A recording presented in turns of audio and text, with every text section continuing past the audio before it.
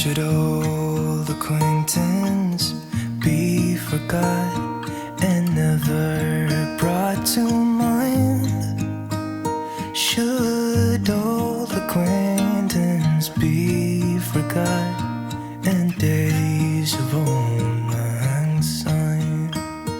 For old lang syne, my dear, for old lang syne, we'll talk a cup of kindness yet for days of old. Woo!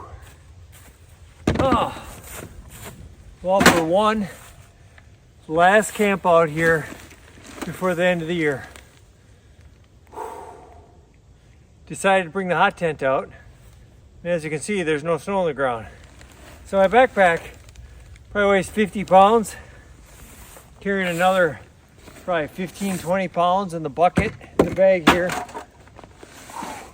But I had to get out. I love this last, right at the end of the year, spending some time out here all by myself, solitude, reflecting on the past year, thinking about next year. But I'm happy to get this backpack off. I'm gonna get the hot tent set up, prepare some firewood, and nestle down inside of my hot tent.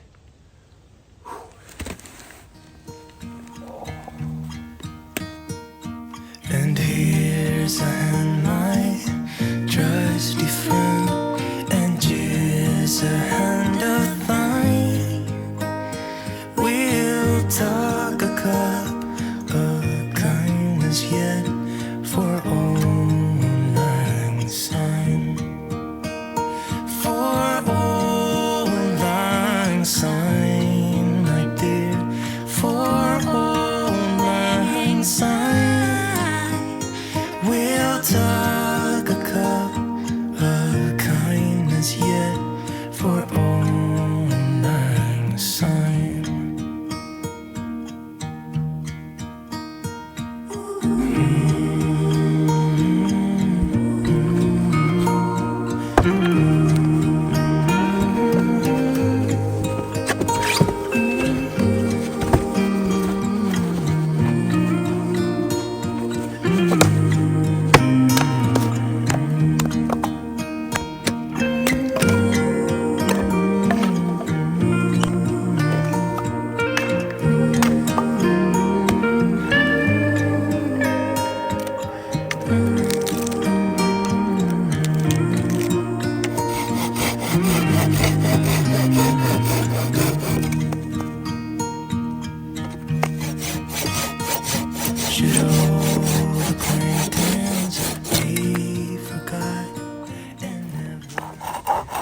If you think hot tenting is easy, and you're just laying around in a nice hot tent, you're wrong.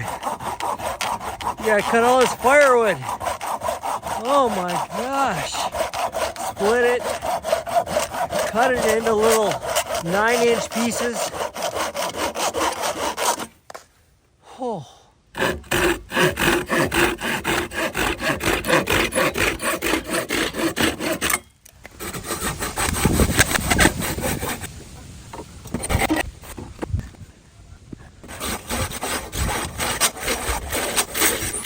The hot tent is all set up. The firewood is all processed. Got a few more things to do before I hop inside for the night, build my fire, make some dinner, and relax. But I want to give you a tour here. So you can see I have plenty of firewood, all processed, cut into those short little pieces to fit in my short little stove there. That stove is brand new. It's a little bit smaller than my old one. You can see it is quite low to the ground. So Jim at Three Ridges Gear Company tells me that you shouldn't put a tarp underneath there, even with my fire blanket, because it will probably melt it. So I do have a tarp over there, but it's not underneath the stove. So you can see I have my 3.5 gallon bucket with the magnetic detachable table on top with my candle and a plate. My food is inside. Got some smaller kindling over here. My fire kit, thermos, over here. So this is something that I'm doing differently this year. This problem that I had last year, I had a short little cot, and when I laid across here, it's not big enough where my foot box kept on touching my tent on that side. Of course, there's condensation, so then the foot box of my sleeping bag would get wet. So I'm getting rid of that little cot, and I am just putting my pad right on the ground, and I got this second closed foam cell pad to put underneath it to help keep me warm. You might have saw when I was setting up that speed lapse, I tried to set my hammock, or not my hammock, but my sleeping pad across this side of the tent. And the reason why I tried to do that is I was looking it up, and this length of the tent is actually about 9 inches longer going this way than it is going the way that I'm laying. However, I tried to set it up that way, and my pad would have been too close to the stove. So I went back the other way. Hopefully being lower to the ground will give me more clearance over here with my 2 pillows, since I'm a side sleeper, and my feet on that end, so I won't get wet. So it isn't super cold out tonight, but it is very windy. And on the bottom of the tent here, there's kind of a flap going around, usually where I put snow over the top. There isn't any snow, so I'm gonna go out and gather some logs or rocks or something, because the wind is blowing right underneath my tent. And it's good to have a little bit of ventilation, but not as much as I'm getting right now.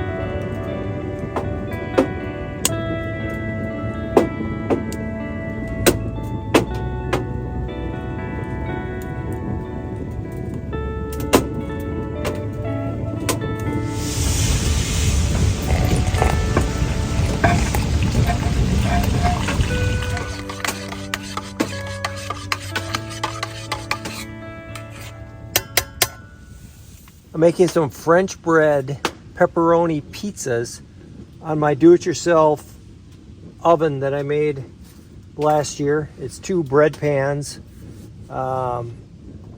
bolted together, a metal grate in there, and just a pan that I had to cut down, just a little tiny bread pan that I cut the edges off, so you can see. Pizza looks pretty good. I make one at a time here. Take one off. Throw another one on here. Just Red Baron. Nothing too fancy. But then of course I need a little extra. So I add more pepperoni on.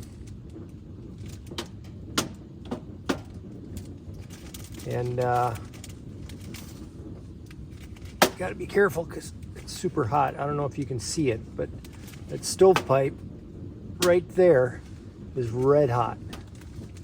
So I'm gonna load this thing up with some pepperoni and throw some extra cheese on. Trying not to spill it inside of the stove because that makes a smoky mess. Close it back up with a glove because it's very hot.